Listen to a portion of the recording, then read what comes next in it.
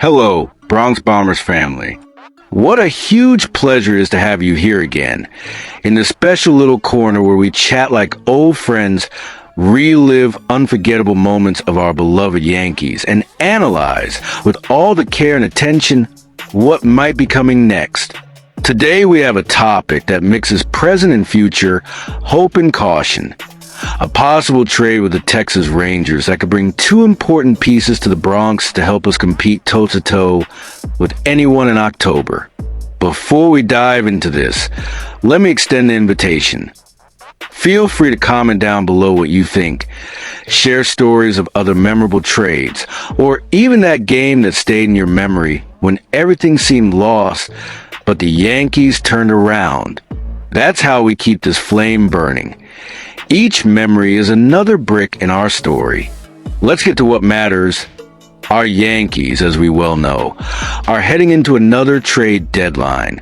That famous point on the MLB calendar when teams decide if they're going to buy reinforcements to chase the title or sell players to focus on the future.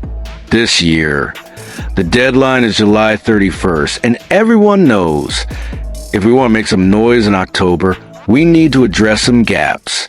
The first point is third base. Anyone who followed the Yankees in the 70s, 80s, or 90s knows the importance of this position.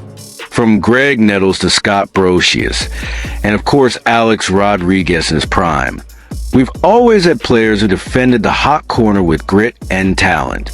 Today, unfortunately, we lack that pillar of trust, and that's why the name Josh Jung is strongly in the mix. For those who don't know him well, Josh Jung is a young third baseman for the Texas Rangers, and anyone who watched the 2023 season should remember him well.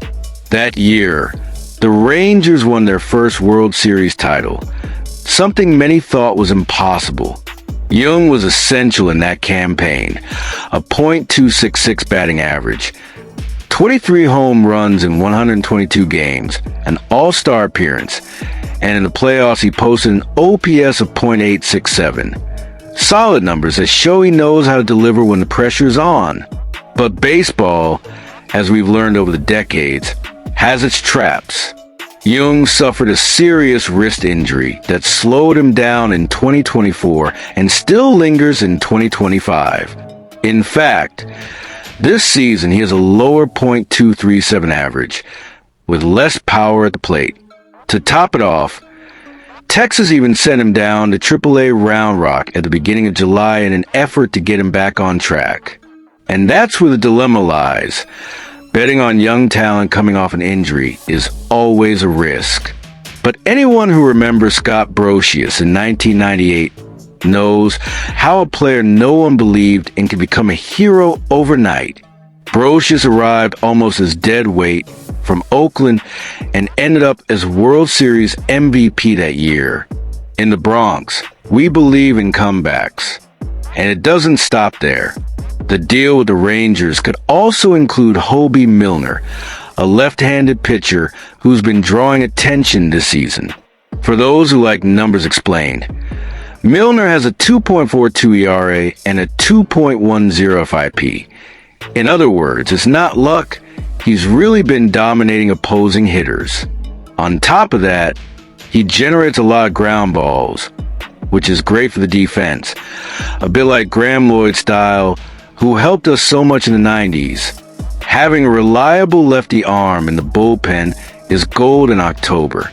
Anyone who followed those epic series against the Red Sox, Mariners, and Diamondbacks knows how much each out matters. And who doesn't remember Mike Stanton, who formed a wall alongside Mariano Rivera? Having someone like Milner come in during the 7th or 8th inning is an extra layer of security for Aaron Boone to make decisions without sweating bullets on the bench.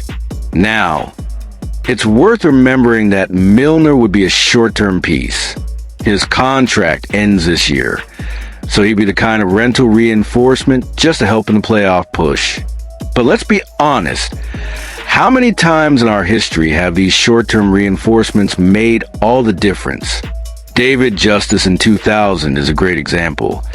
He arrived when no one expected much and hit decisive home runs. Speaking of which, we need to look at the other side of the scale. How much does it cost? Everything points to the Yankees not having to give up top prospects like George Lombard Jr. or Spencer Jones, who represent our future.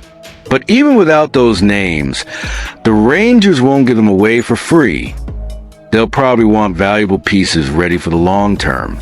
And that's the point we always discuss here on the channel. Balancing present and future is an art. Anyone who watched our golden era remembers. In the 90s, we made smart trades, but we kept our young core, Jeter, Posada, Petit, Rivera. They all came from the system. The lesson is clear. Reinforce without gutting the base. That balance is what's kept the Yankees great for over a century. One thing's for sure, the Yankees can't waste time. The Toronto Blue Jays aren't waiting for anyone. If we want to fight for the AL East, we need to fill these gaps. And anyone who's lived through the dry years knows how painful it is to reach October hoping for miracles. At the same time, history has taught us to be bold. Anyone who remembers 1996, 1998, 2000 knows that great campaigns require bold decisions, but always respecting our essence. Play hard, think long-term, and believe that the Bronx creates heroes where no one else sees them. And you, Bronx Bombers family? In your opinion, is it worth opening up the wallet and the prospect chest to bring in Josh Jung and Hoby Milner? Would you bet on a young player coming off an injury? And what about Milner? Is a rental like that worth it if it helps close out games that could decide our fate?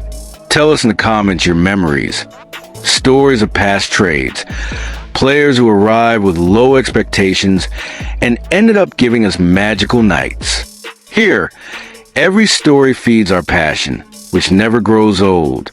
Thank you for being part of this very special family. Stay with us for more analysis, memories, and respectful debates.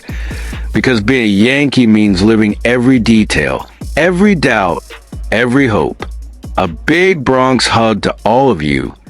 See you next time.